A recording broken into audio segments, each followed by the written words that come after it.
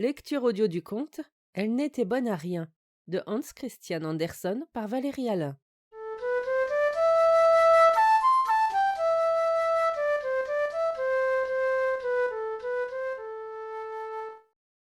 Le maire était à sa fenêtre ouverte, en chemise à manchettes, une épingle dans son jabot, barbifié avec soin, ce qu'il avait fait lui-même, mais il s'était coupé, et sur la coupure était collé un morceau de papier de journal. « Écoute, petit !» cria-t-il. Le petit était tout simplement le fils de la laveuse. Il passait justement et ôtait respectueusement sa casquette, qui avait la visière cassée et pouvait être mise dans la poche. Dans ses vêtements pauvres, mais propres et très bien raccommodés, le garçon en sabots s'arrêta respectueusement, comme s'il s'était tenu devant le roi lui-même.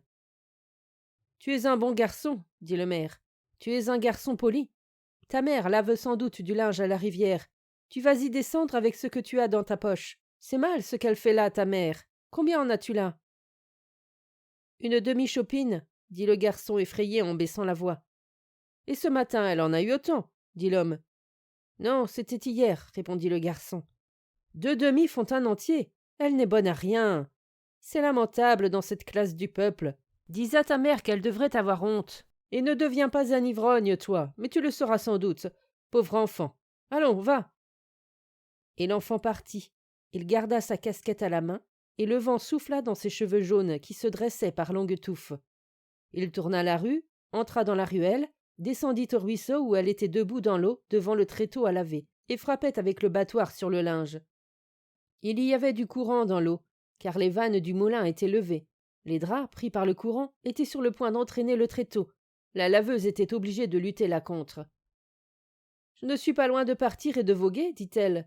Tu fais bien d'arriver, car j'ai besoin de reprendre un peu de force. Il fait froid, rester dans l'eau. Voilà 6 heures que je suis là. As-tu quelque chose pour moi ?» Le garçon sortit la bouteille que la mère porta à ses lèvres. Elle but une gorgée. « Oh, quel bien ça fait, comme ça réchauffe.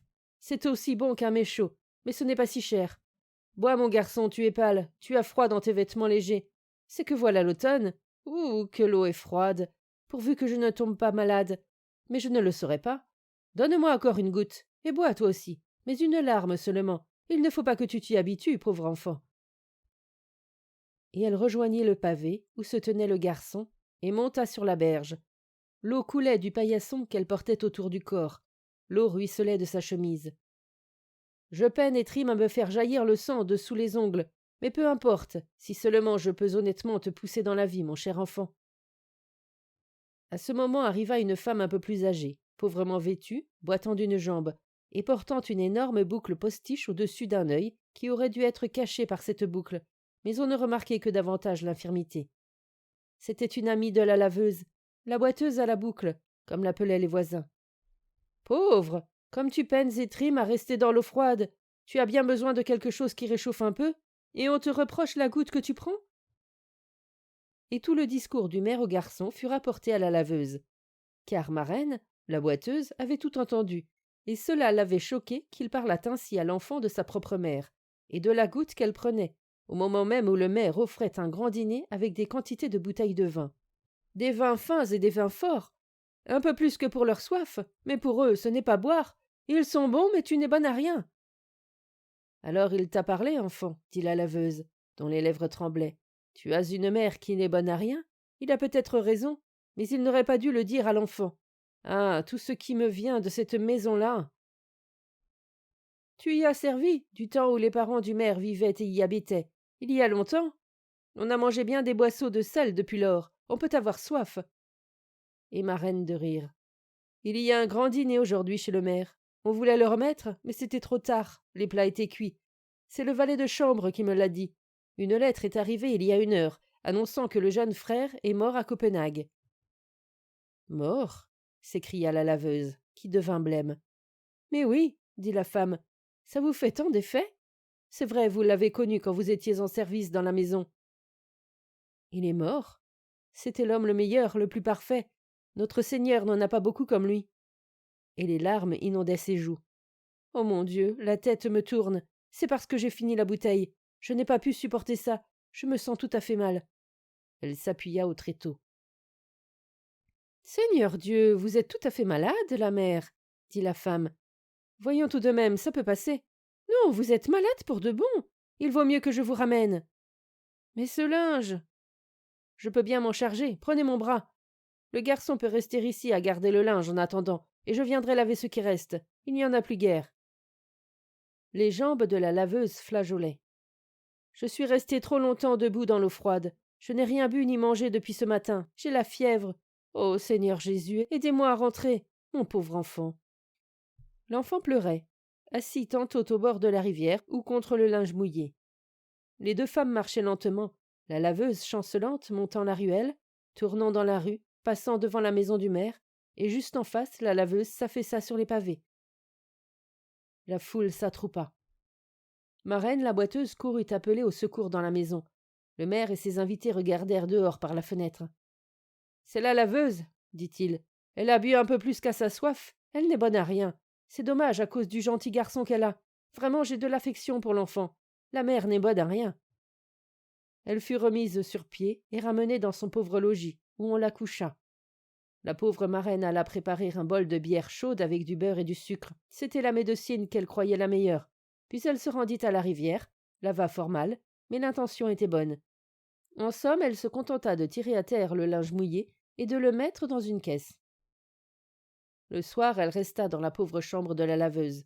On lui avait donné chez le maire pour la malade 2 pommes de terre roussies dans le beurre et un délicieux morceau de jambon gras. Le garçon et marraine en profitèrent. La malade jouit de l'odeur, qui était si nourrissante, disait-elle. Et l'enfant monta au lit, le même où couchait sa mère. Mais sa place était au pied, en travers. Il avait sur lui un vieux tapis de parquet, fait de bandes bleues et rouges cousues. Et la laveuse allait un peu mieux. La bière chaude l'avait fortifiée, et l'odeur du bon repas lui avait fait du bien. « Je te remercie, bonne âme, dit-elle à marraine. Aussi je te raconterai tout quand le garçon dormira. Je crois qu'il dort déjà. Qu'il est gentil et charmant avec ses yeux fermés. Il ne sait pas dans quel état est sa mère. Que notre Seigneur le garde d'en passer par là. » Je servais chez le conseiller, le père du maire, et il se trouva que le plus jeune des fils, l'étudiant, vint à la maison. J'étais jeune alors, emballée, folle, mais honnête, j'ose le dire en face de Dieu. L'étudiant était gai, en train, et si gentil. Il avait la justice et la bonté dans le sang. Il n'y avait pas eu d'homme meilleur sur la terre. Il était le fils de la maison, et moi une simple bonne, mais nous avons été fiancés en tout bien tout honneur. Un baiser n'est tout de même pas un péché, quand on s'aime vraiment. Et il le dit à sa mère. Elle était pour lui comme notre Seigneur sur la terre, et elle était intelligente et affectueuse et bonne. Il partit et me mit au doigt son anneau d'or. Lorsqu'il fut loin, ma maîtresse m'appela près d'elle, le visage doux et grave. Elle parla comme pourrait le faire notre Seigneur. Elle m'expliqua la distance qui, en esprit et en vérité, existait entre lui et moi. Pour le moment, il voit comme tu as bon air, mais ton aspect changera. Tu n'as pas d'instruction comme lui. Vous n'êtes pas au même niveau dans le royaume de l'esprit, et c'est là le malheur. J'ai le respect du pauvre, dit-elle. Auprès de Dieu, il aura peut-être une meilleure place que beaucoup de riches. Mais sur la terre, il ne faut pas s'engager dans une fausse voie, quand on veut rouler droit, sans quoi la voiture verse, et vous verserez tous les deux. Je sais qu'un brave homme, un artisan, a demandé ta main. C'est Éric, le gantier. Il est veuf, sans enfant. Il est à son aise. Pense à cela. Chacune de ces paroles était comme un coup de couteau dans mon cœur. Mais madame avait raison, et j'en étais oppressée, accablée.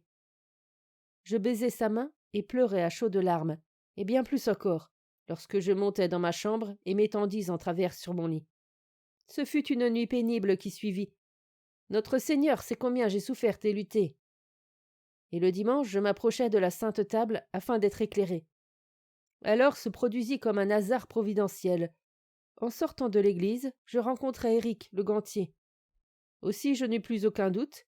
Nous nous convenions comme situation et moyens.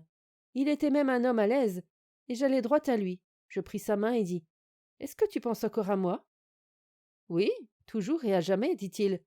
Veux-tu d'une fille qui a pour toi estime et respect, mais qui ne t'aime pas ? Il est vrai que ça pourra venir. »« Ça viendra, dit-il. » Et nous nous donnâmes une poignée de main. Je rentrai chez ma patronne.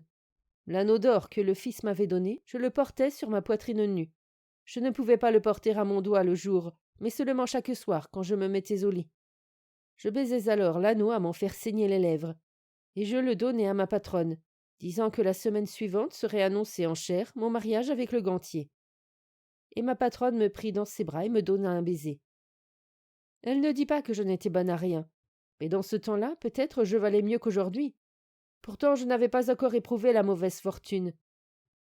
Et le mariage eut lieu à la Chandeleur, et la première année tout alla bien. Nous avions un ouvrier et un apprenti, et toi, ma reine, tu étais bonne chez nous. Oh, vous étiez une patronne parfaite, dit ma reine. Jamais je n'oublierai combien vous étiez doux, vous et votre mari. C'est dans les bonnes années que tu as été chez nous. Des enfants, nous n'en avions pas alors. L'étudiant, je ne le voyais jamais. Si, je l'ai vu, mais lui ne m'a pas vu. Il est venu ici pour l'enterrement de sa mère. Je l'ai vu debout près de la tombe. Il était tout blanc et bien triste, mais c'était à cause de sa mère. Lorsque plus tard son père mourut, il était à l'étranger, et n'est pas venu ici, et n'est pas revenu depuis. Jamais il ne s'est marié, que je sache. Il était avoué. Il ne se souvenait pas de moi, et s'il m'avait vu, il ne m'aurait sûrement pas reconnu, laide comme je suis. Et c'est très bien comme ça. Et elle parla de ses jours d'épreuve, dit combien le malheur avait comme déferlé sur eux. Ils possédaient 500 rixdales, et comme il y avait dans la rue une maison à vendre pour 200, et qu'il devrait être avantageux de la battre et d'en construire une neuve, la maison fut achetée. Maçons et charpentiers firent des devis. Il fallait 1200 rixdales de plus. Éric le gantier avait du crédit. Il emprunta l'argent à Copenhague. Mais le bateau qui devait l'apporter fit naufrage, et l'argent avec. Ce fut alors que j'accouchai de mon gentil garçon qui dort là. Le père eut une maladie grave qui dura longtemps. Pendant 3 trimestres, j'ai dû lui mettre et lui ôter ses vêtements. Notre situation déclinait, nous empruntions tout le temps. Tout ce que nous avions fila, et père mourut. J'ai peiné et trimé, j'ai lutté pour l'enfant, tant que j'ai pu. J'ai lavé des escaliers, lavé du linge, du gros et du fin. Cela n'ira pas mieux. Notre Seigneur ne le veut pas. Mais il finira bien par me délivrer et prendre soin du garçon. Puis elle s'endormit.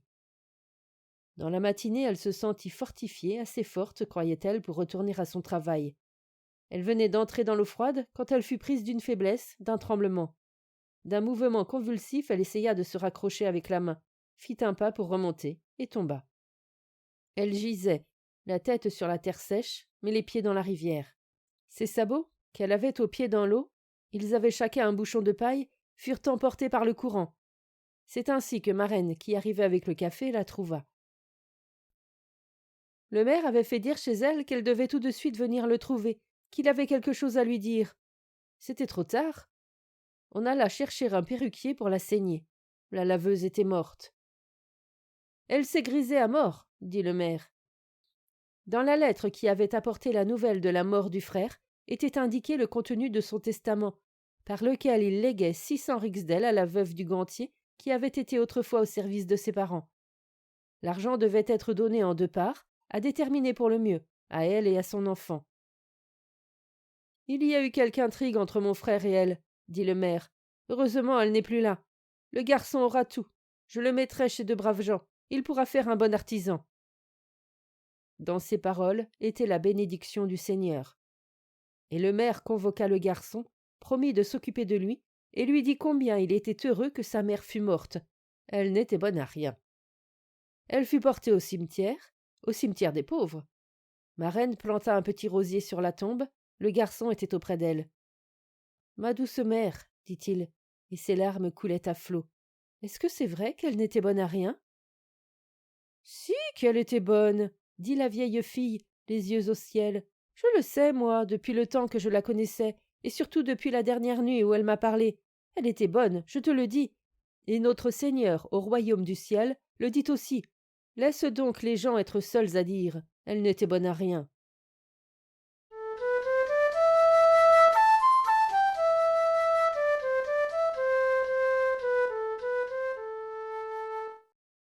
Fin de la lecture du conte. Elle n'était bonne à rien. Merci de votre écoute. Je vous rends vos oreilles, cœur avec les doigts,